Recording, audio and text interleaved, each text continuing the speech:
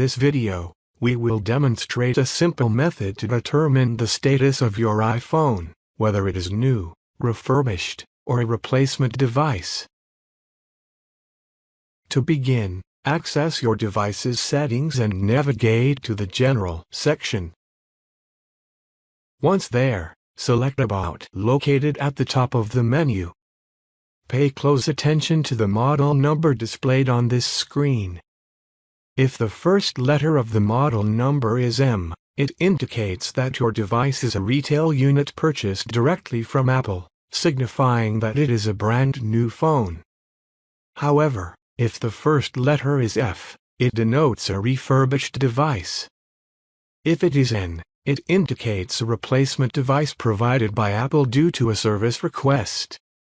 Lastly, if the first letter is P, it signifies a personalized device with custom engraving. By following these simple steps, you can easily determine the status of your iPhone and ascertain whether it is new, refurbished, or a replacement device. Thank you for watching.